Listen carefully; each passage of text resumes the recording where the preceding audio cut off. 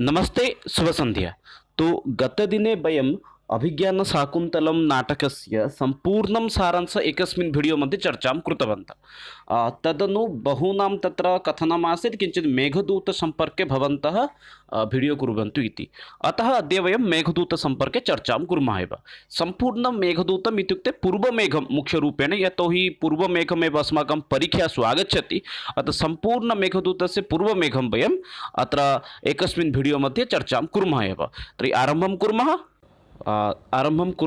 तत्र मेघदूतसम्पर्के सम्पूर्णं पश्यामः। ये केऽपि नूतनाः सन्ति सब्स्क्रैब् इत्यादिकं कर्तुं शक्नुवन्ति। पुनश्च तद् इन्स्टाग्राम् मध्ये अपि संस्कृतनियुक्तिसम्पर्के सूचनाः प्राप्तुं भवन्तः फालो कर्तुं शक्नुवन्ति।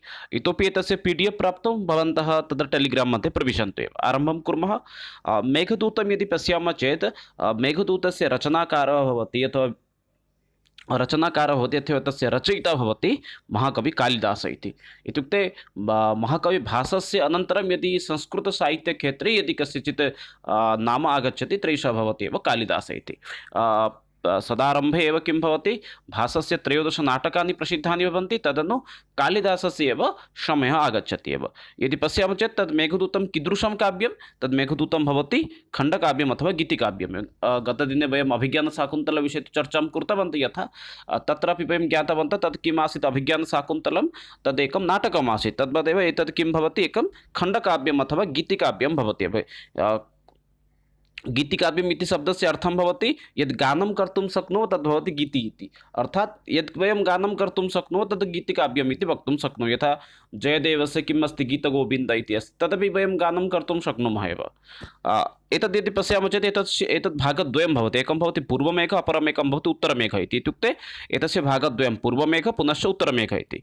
अत्र प्रधानरसः भवति विप्रलम्भशृङ्गारः इति। अत्र छन्दं यदि पश्यामः चेत् छन्दः भवति मन्दाक्रान्तछन्दः। मन्दाक्रान्तछन्दस्य नियमः एवं भवति, अत्र 17 वर्णाः भवन्ति। यथा चतुर्थे वर्णे विरामः भवति, षष्ठवर्णे विरामः भवति, पुनश्च अन्तिमवर्णे विरामः भवति। एवं प्रकारेण अत्र 17 अक्षराणि सन्ति अथवा अक्षराणि सन्ति इति वक्तुं शक्नुमः। 17 वर्णाः भवन्ति एव मन्दक्रान्तछन्दसि एव। चतुर्थ, षष्ठ, अनन्तरमेव अन्तिमवर्णे एव तत्र विरामः भवति एव। अग्रे वदति मेघदूतं कीदृशरीतेः नाम काव्यमासीत् इत्युक्ते वैदर्भीरीतेः एव काव्यमासीत्।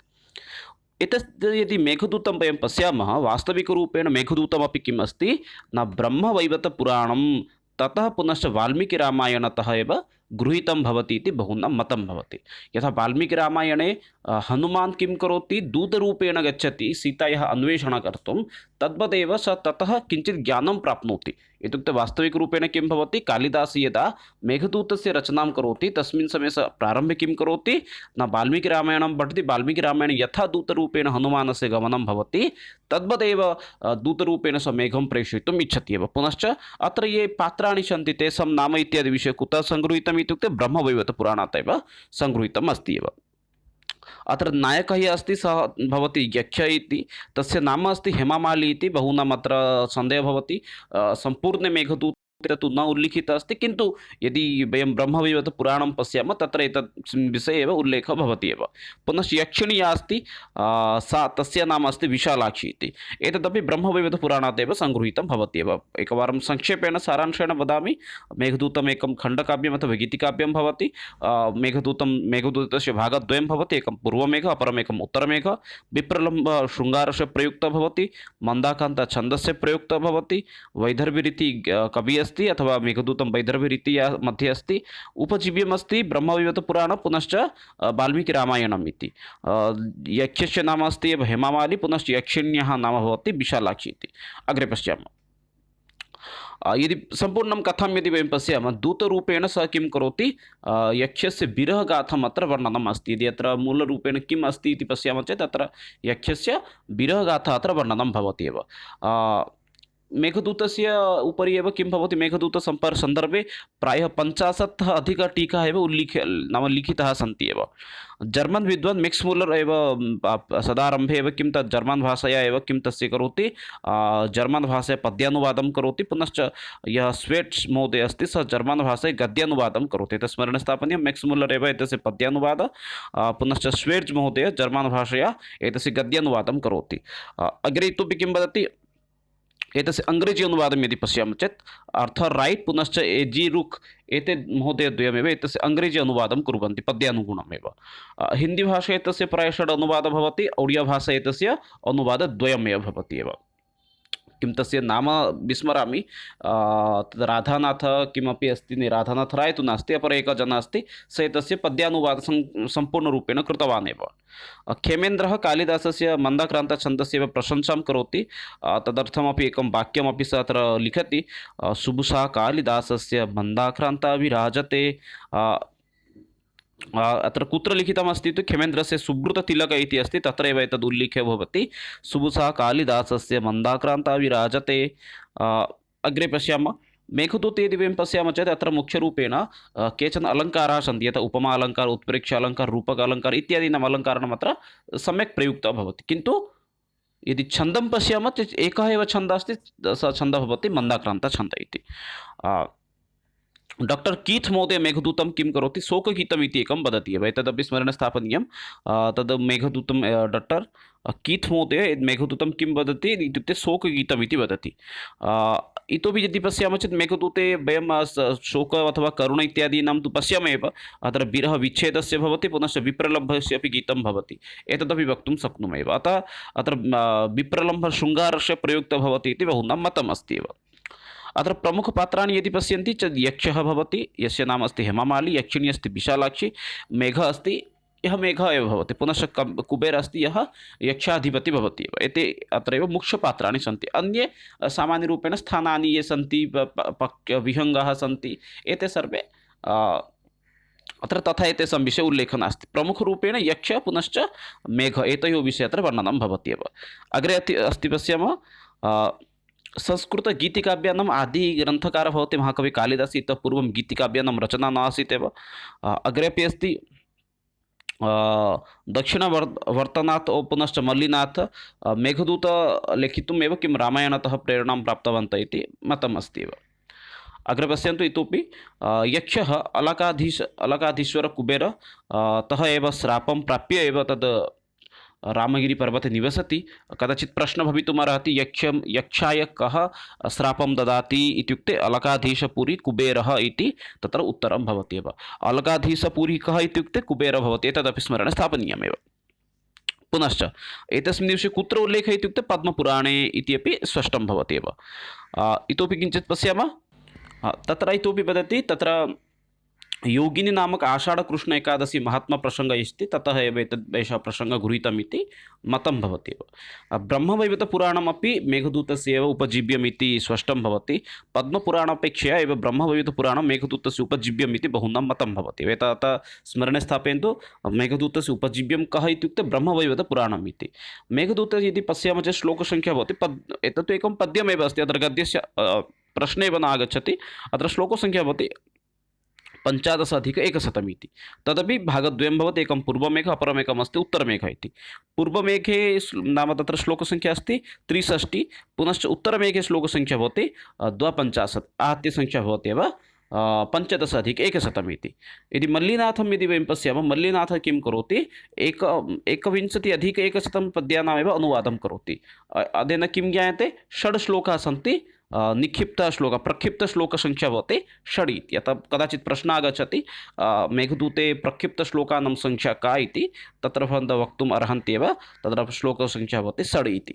परवर्ति प्रश्नं पश्यामः, क्षम्यतां, मेघदूतस्य मुख्यरसं यदि पश्यामः चेत् तद् मुख्यरसः भवति विप्रलङ्घशृङ्गारः इति। एतदपि स्मरणे स्थापयन्तु, अत्र मुख्यरसः कः भवति, विप्रलङ्घशृङ्गारः इति तत्र मुख्यरसः भवति एव। एते यत्र केचन विषयाः सन्ति यथा उपजीव्यम् अस्ति ब्रह्मवैवर्तपुराणं श्लोकसङ्ख्या 15+100 पूर्वमेघे 63 पुनश्च उत्तरमेघे 52 मल्लिनाथस्य यत् टीका अस्ति सञ्जीवनी टीका तत्र किम् अस्ति 6 श्लोकाः प्रक्षिप्ताः सन्ति। अग्रे पश्यामः एव संपूर्ण मेघदूतं मन्दाक्रन्तछन्दसेव रचितमस्ति। अत्र किञ्चित् सर्वेषां स्पष्टता भवेत् एव। यक्षाधिपतिः भवति कुबेरः। सः कुबेरः यक्ष यदा स्वकीयकार्ये एव किं प्रमादं करोति तस्मिन् समये यक्षाय कुबेरः श्रापं ददाति। अतः कदा ददाति इत्युक्ते कार्ये सम्यक् न कार्यं करोति अतः एव तस्मै श्रापं ददाति। अग्रे इतोपि वदति यद्यपि कालिदासः किं भवति मेघदूतस्य नाम मेघदूते कुत्रचिदपि यक्षस्य नाम हेमामाली अथवा यक्षिण्या न विशालाक्षी न वदति, तथापि ब्रह्मवैवर्तं यदि पुराणं पश्यामः तेन स यदा एतं प्रसङ्गं योजयामः तदा एतत् स्पष्टं भवति एव। पुनश्च किमर्थं कति वर्षयुक्तं विरह आसीत् विच्छेदः आसीत् इत्युक्ते एकवर्षात्मकः। एतदपि स्मरणे स्थापनीयं भवति। यक्षः कति वर्षमेव किं यक्षिणीतः अथवा स्वपत्नीतः विच्छेदः भवति इत्युक्ते एकवर्षमेव विच्छेदः भवति एव। अग्रे इतोपि वदति श्रापकारणात् एव नष्टमहिमा कस्य यदा तस्य नष्टं भवति महिमा इत्युक्ते शक्ति तस्य ज्ञानं सर्वं नष्टं भवति तदा सः कुत्र निवसति इत्युक्ते रामगिरिपर्वते। यक्षस्य निवासस्थानम् आसीत् एकवर्षनिमित्तं रामगिरिपर्वते इति। तस्य वास्तविकगृहमासीत् अलकापुरी, किन्तु श्रापकारणात् तस्य निवासस्थानम् आसीत् रामगिरिपर्वते इति।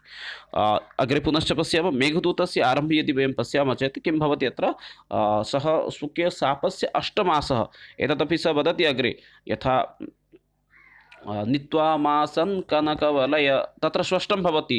तत्र मासान् तत्र व्ययं भवति। कति मासान् इत्युक्ते 8 मासान् तत्र व्ययं भवति। इदानीं 4 मासाः सन्ति, अवशिष्टाः 4 मासाः सन्ति। तदेव अत्र वदति एव। तस्य निवासस्थानम् आसीत् कुत्र इत्युक्ते रामगिरि। रामगिरिविषये कुत्र उल्लेखः अस्ति इत्युक्ते प्रथमे श्लोके अस्ति एव रामगिरिपर्वतविषये। अग्रे परवर्तिबिन्दुं पश्यामः। मेघदूतस्य यः नायकः अस्ति सः यक्षः, सः धीरो ललितनायकः भवति। यक्षिण्या अस्ति सा स्वकीया एवं पद्मिनी नायिका भवति एव। पुनश्च अग्रे मेघदूत यदि वयं पश्यामः चेत् प्रसाद पुनश्च माधुर्य एतयोः गुणयोः अधिकाधिकः प्रयुक्तः भवति। पुनश्च यदि यत्र रीतिं पश्यामः चेत् वैदर्भ्यरीतेः एव प्रयोगः भवति एव। मेघदूतम् इत्यत्र समासः किं भवति? मेघ एव दूत यस्मिन् तदेव किम् अस्ति मेघदूतम् इति अस्ति। अर्थात् मेघ एव किं भवति यत्र दूतरूपेण अस्ति तदेव काव्यं मेघदूतम् इति भवति। मेघ एव दूत यस्मिन् स एव मेघदूतम्। एवं प्रकारेण एतत् किं भवति बहुव्रीहिसमासः भवति। कदाचित् प्रश्नः भवितुमर्हति मेघदूतं कः समासः इत्युक्ते बहुव्रीहिसमासः भवति एव। अग्रे पुनश्च वदति यक्षाणाम् अधिपति कुबेरस्य राजधानी कुत्र आसीत् इत्युक्ते अलगापुरी आसीत्। यक्षाणाम् अधिपति आसीत् कः इत्युक्ते कुबेरः, तस्य राजधानी कुत्र आसीत् इत्युक्ते अलगापुरी एव आसीत्। अलगापुर्यामेव यक्षस्य निवासस्थानमपि आसीत् एव। अलकापुरी कुत्र भवति इत्युक्ते हिमालयपर्वते कैलासनामकशिखरे एव तद् किं तद् अलकापुरी अस्ति इति एव तत्र स्पष्टं भवति। यदि वयं पश्यामः चेत् तत्र श्लोकाः सन्ति, तत्र श्लोके अपि तद् उल्लेखः भवति आकैलासात् विषकिशलय। श्लोकसङ्ख्यां किञ्चित् न स्मरामि, किन्तु तत्र एतेन किं ज्ञायते आकैलासात् कैलासपर्यन्तं गमिष्यन्ति। के गमिष्यन्ति इत्युक्ते वलाकविहङ्गाः गमिष्यन्ति। क्षम्यतां राजहंसः तत्र गमिष्यन्ति आकैलासपर्यन्तं। यतोहि ते मानोत्सुकाः मानसरोवरं गन्तुम् इच्छुकाः सन्ति। अतः तेनैव ज्ञायते। तत्रैव पुनः वदति ते सहायः भविष्यन्ति इत्युक्ते मार्गे सहायः मेघस्य के भविष्यन्ति इत्युक्ते राजहंसाः भविष्यन्ति। ते पर्वतपर्यन्तं गमिष्यन्ति। कैलासपर्वते मानसरोवरः अस्ति, तत्रैव अलकापुरी अस्ति इति तत्र स्पष्टं करोति। श्लोकसङ्ख्यां किञ्चित् न स्मरामि, किन्तु प्रथम 10 श्लोकमध्ये एव अस्ति। 10 इत्युक्ते तृतीय चतुर्थमपि त्यजतु एव, पञ्चमतः गच्छतु, तावत् अभ्यन्तरे अस्ति एव, किञ्चित् श्लोकसङ्ख्या न स्मरामि एव। रामगिरिपर्वत यदि विषये पश्यामः चेत् मल्लिनाथ पुनश्च बहूनां मतं यद् भवति तत् चित्रकूटपर्वतम् इति बहूनाम् एव मतं भवति एव। अग्रे पुनश्च पश्यामः। प्रायः अत्र ये केपि बिन्दवः सन्ति ज्ञातवन्तः। अग्रे पश्यन्तु। पुनश्च अग्रवर्ति आषाढस्य प्रथमदिवसे यक्ष पर्वते एव यथा मेघमेव किं वप्रक्रीडा कर्तुमेव मेघं स दृष्टवान् एव। वप्रक्रीडा इत्युक्ते गजः यथा किं क्रीडां करोति तद्वदेव सः मेघमेव दृष्टवान् एव। कश्चित् पदं यदि वयं पश्यामः चेत् कश्चित् पदं ब्रह्मा इति शब्दस्य एव ज्ञानं भवति तदर्थमेव कश्चित् इति शब्दः मङ्गलाचरणे मेघदूतस्य एव उल्लेखः अस्ति एव। कश्चित् कान्ता विरहगुरुणा स्वाधिकारात् प्रमत्तः एवं प्रकारेण तद् मङ्गलाचरणस्य प्रथमा पङ्क्तिः भवति एव। मेघदूते यदि पश्यामः चेत् मेघदूतस्य मङ्गलाचरणं वस्तुनिर्देशात्मकमङ्गलाचरणम् अस्ति, अत्रापि न संशयः। पुनश्च अग्रे इतोपि अस्ति, यथा प्रथमश्लोके यदि वयं पश्यामः चेत् प्रथमश्लोके यक्षस्य श्रापविषये पुनश्च तत्रैव तस्य रामगिरिपर्वतस्य विषये वर्णनं भवति। रामगिरिपर्वतस्य महत्त्वादिविषये तत्र प्रथमश्लोके वर्णनं भवति। तद्वदेव यदि वयं द्वितीयं श्लोकं पश्यामः चेत् द्वितीयश्लोके किं भवति, सः यक्षः कथं दुर्बलः अभवत्, दुर्बलताकारणात् तस्य हस्तात् स्वर्णनिर्मितः यत् कङ्कणमस्ति सः कथं पतति इति तस्मिन् विषये द्वितीयश्लोके उल्लेखः भवति एव। अग्रे पुनश्च स्वकीयं कुशलवार्ताम् एव सः प्रेषयितुम् एव मेघं किं करोति, एव पुष्पगुच्छेन तत्रैव पुष्पेण गुच्छेन एव किं करोति, तमेव निवेदनं करोति। तत्र यक्षस्य मेघाय प्रथमं शब्दं किम् आसीत् इति कदाचित् प्रश्नः भवितुम् अर्हति। यक्षस्य मेघाय प्रथमशब्दम् आसीत् स्वागतम् इति। कथं स्वागतं करोति इत्युक्ते पुष्पगुच्छेन, तत्रैव यानि प्रस्फुटितानि पुष्पाणि सन्ति तैः पुष्पैः एव सः किं करोति, यक्षस्य स्वागतं करोति एव। अग्रे इतोपि पश्यामः एव, पुष्प अर्घ्यैः एव तस्य स्वागतं करोति। कुत्र करोति इत्युक्ते कुटुचकुसुमैः इति, कुटुचार्थ आश्रमस्य कुसुमैः एव करोति इति तत्र भवति एव। प्रश्नः एवमेव आगच्छति, केन करोति इत्युक्ते कुटुचकुसुमैः करोति इति।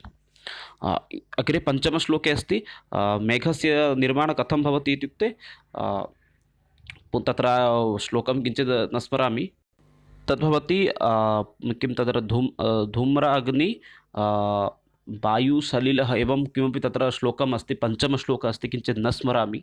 भवन्तः अपि तत् श्लोकं द्रष्टुम् अर्हन्ति एव। धूम्र अग्नि इति तु नास्ति एव, तद् न स्मरामि श्लोकं किञ्चित्। पञ्चमश्लोकः भवन्तः पश्यन्तु, समीपे अपि पुस्तकमपि नास्ति, अतः अन्यथा दृष्ट्वा अपि वक्तुं न शक्नोमि। अतः पञ्चमश्लोके एव उल्लेखः भवति मेघस्य एव निर्माणं कथं भवति इति। स तस्मै एव तादृशं मेघाय एव सः किं करोति, स्वकीयं वार्तां वदति एव। अग्रे पश्यामः एव, इतोपि अस्ति मेघ, कीदृशमेघः इति वदति। मेघस्य कृते तत्र पदद्वयम् अस्ति, पुष्कर आवर्तकानां वंशे एव मेघस्य उत्पन्न इति। कदाचित् प्रश्नः भवति कीदृशमेघः इत्युक्ते पुष्कर आवर्तकयुक्तः मेघः इति। पुनश्च अग्रे वदति यक्षमेघाय मेघस्य समीपे तादृशी एका शक्तिः आसीत्, यया शक्तिद्वारा सः किं करोति, स्व इच्छानुसारम् आकृतिं धारयितुमपि अर्हति।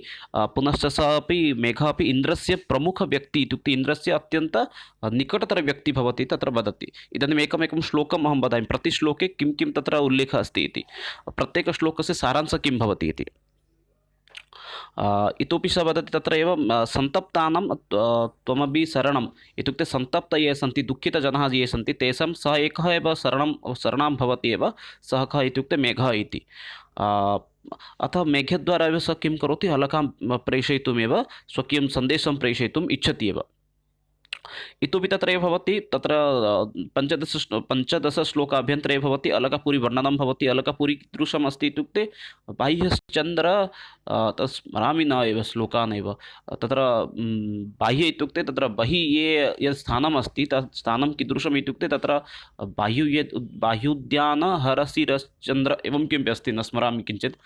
तद्भवन्तः मेघदूतं द्रष्टुं शक्नुवन्ति श्लोकान्।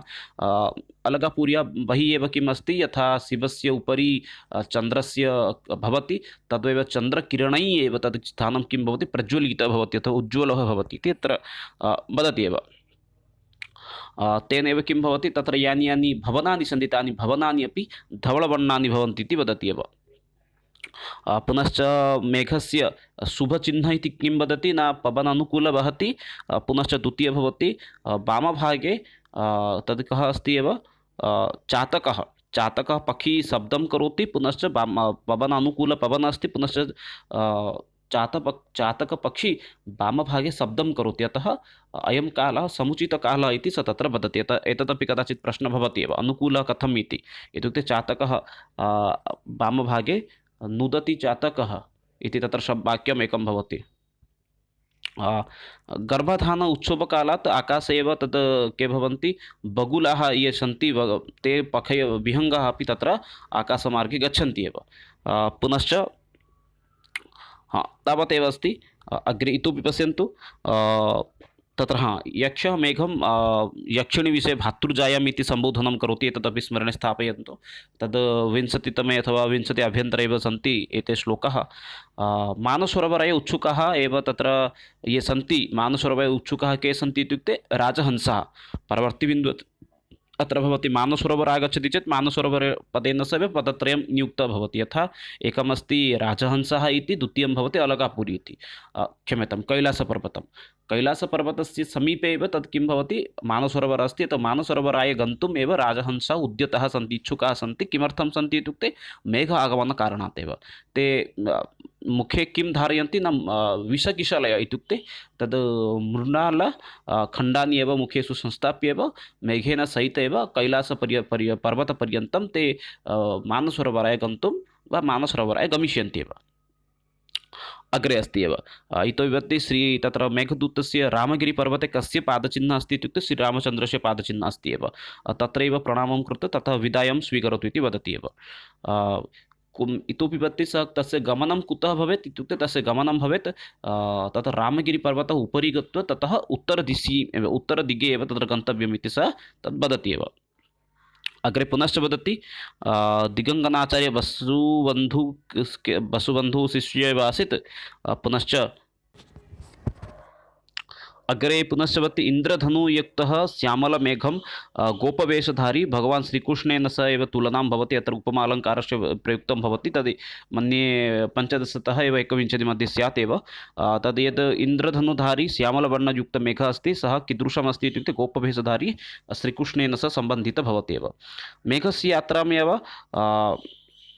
तत्र प्रारम्भिकसमये कः आगच्छति, मेघस्य प्रथमे आगच्छति एव मालप्रदेशः एव आगच्छति एव। पुनश्च ततः मालप्रदेशे सामान्यरूपेण वृष्टिं कृत्वा पुनश्च तत्र पश्चिमदिशां प्रति सामान्य गत्वा तत्र वृष्ट्यादिकं कृत्वा भूमिं सुगन्धितं कृत्वा पुनः उत्तरदिशामेव गमनाय सः निर्दिशति एव। इत्युक्ते प्रारम्भे सः तद् रामगिरिपर्वते एव रामस्य चरणेषु एव तद् वन्दनां कृत्वा स्नेहं कृत्वा अग्रे सः उपरि गच्छति, उपरितः सः उत्तरदिशां गच्छति। प्रारम्भिकसमये मालप्रदेशः आगच्छति, मालप्रदेशात् परं सः कुत्र गच्छति इत्युक्ते मालप्रदेशः सामान्य पश्चिमदिशां प्रति गच्छति, तत्र सामान्य वृष्टिं कृत्वा पुनश्च अग्रे आगत्य गच्छति कुत्र इत्युक्ते तत् उत्तरदिशां प्रति एव गच्छति। अग्रे सः किं भवति, तस्य आम्रकूटपर्वतः आगच्छति। तत्र आम्रकूटपर्वते यद् अग्निः प्रज्वलति तद् अग्निमेव सः तद् निर्वाय सः किं करोति, तत्रैव सामान्य स्थित्वा पुनश्च अग्रे गमिष्यति। अग्रे पुनश्च वदति, एवं मेघस्य प्रथमपर्वतः इति कदाचित् प्रश्नः भवति। मेघस्य प्रथमपर्वतः किम् अस्ति इत्युक्ते अमरकूटपर्वतः इति।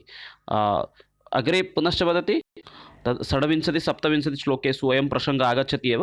आम्रकूटे ये आम्राणि सन्ति, ते आम्राणि किं भवन्ति, अत्यन्तपक्व आम्राणि सन्ति एव, पक्वफलानि सन्ति।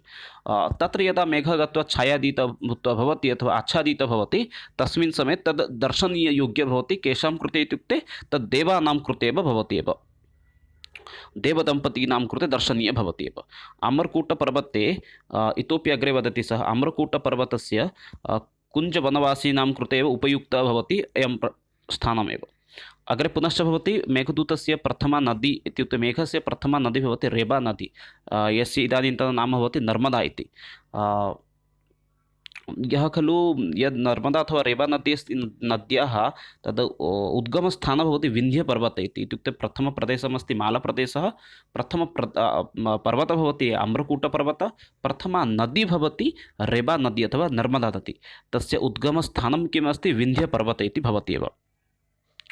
अग्रे वदति यद् नर्मदा अथवा रेबा नद्याः जलं किम् अस्ति एव, हस्तीनाम् एव मदेन तद् किं भवति, सुगन्धितं भवति। पुनश्च तत्र नदीनां समीपे ये तटवर्ती वृक्षाः सन्ति, तेषामेव तत्र ये जामु वृक्षाः सन्ति तेषामेव किं भवति काण्डद्वारा तत् जलं सुगन्धितं भवति पुनश्च औषधियुक्तं भवत्येव।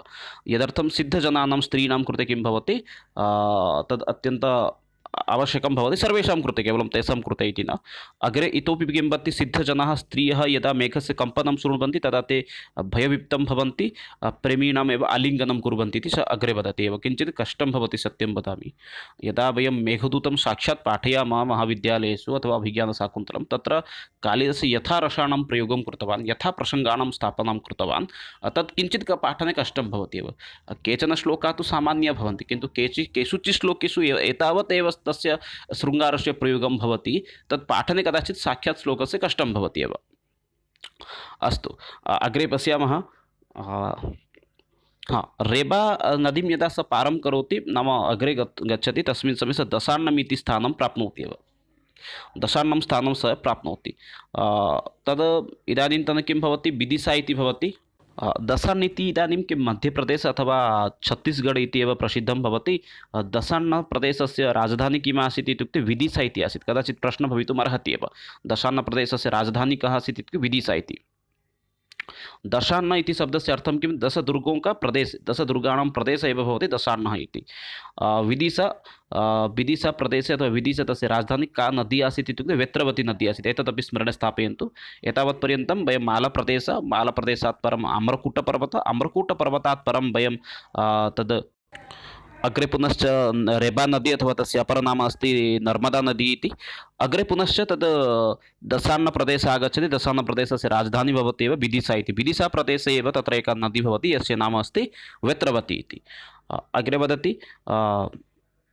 पुनश्च तत्र इतोपि किमस्ति ये मुख्य अंशाः सन्ति तान् एव अहमत्र संक्षेपेण एव स्थापयामि।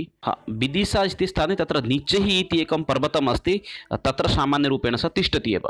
अग्रे पुनश्च वदति मेघस्य मार्गे तद् उज्जयिनी एव तद् अधिक अत्र उज्जयिनीविषये अत्र अधिकरूपेण एव तद् वर्णनं भवति।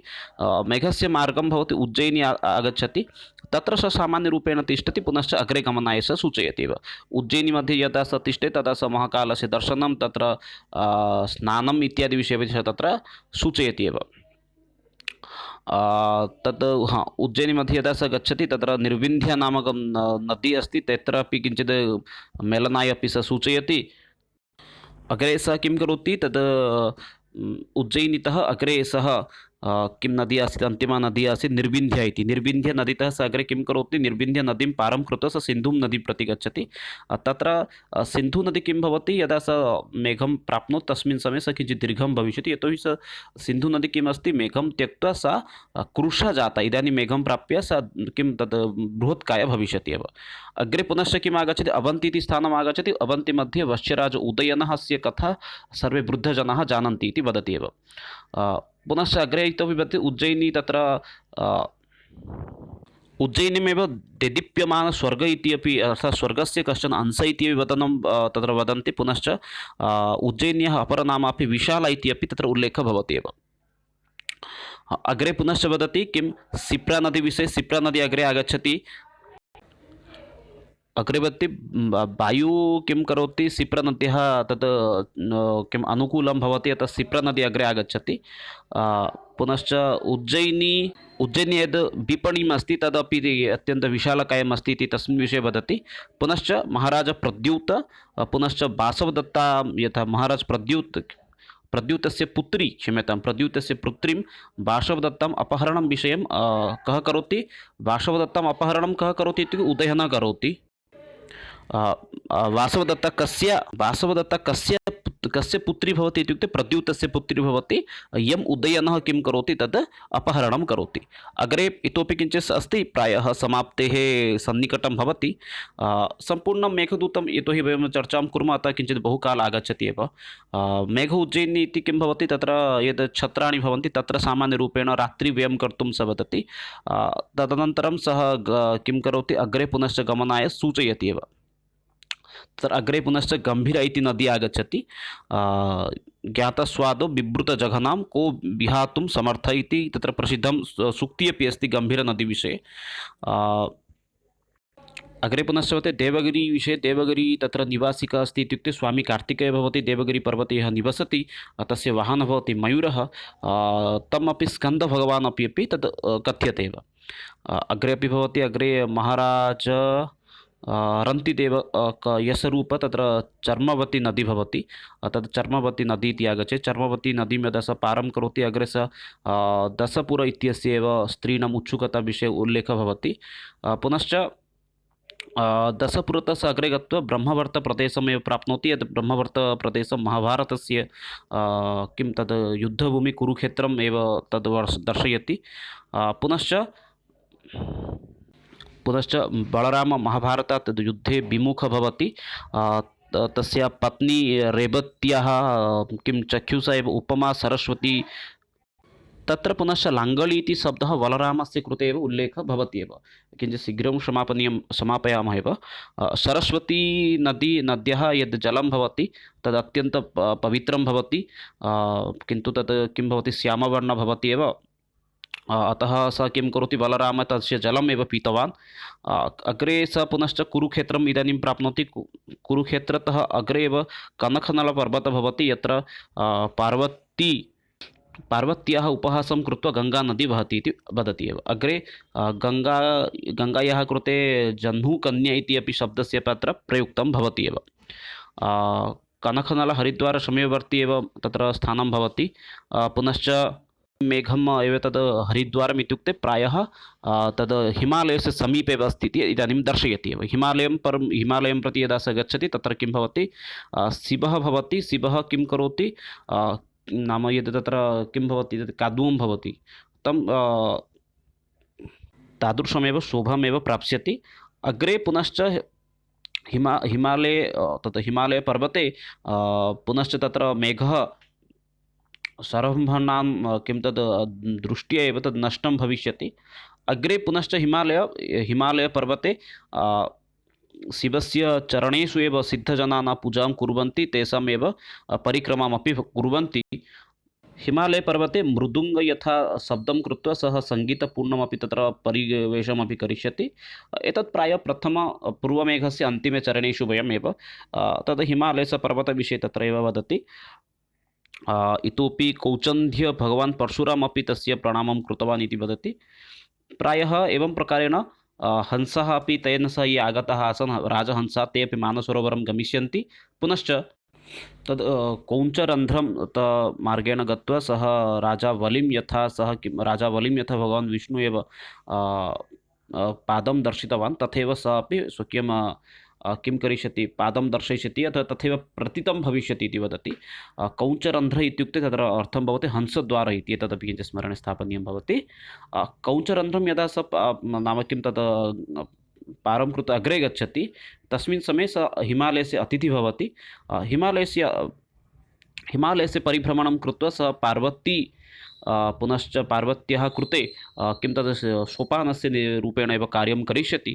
कैलासपर्वते किं तद् अग्रे वदति, तत्र ये देवी स्त्रियः सन्ति तेषां कृते कङ्कणसदृशम् एव तेषां सहायतां करिष्यति। पुनश्च अन्तिमे सः तत्र हिमालयपर्वते यत्र यत्र अग्निः प्रज्वलितः भवति तदपि सः निर्वापयिष्यति। एवमेव अद्य आसीत् एव मेघदूतस्य संक्षिप्तविवरणम्। अग्रे वयम् इतोपि चर्चां कुर्मः। तावत्पर्यन्तं विरमामि। जयतु भारतं, वन्दे संस्कृतं, वन्दे मातरं। धन्यवादः। अग्रे मिलामः।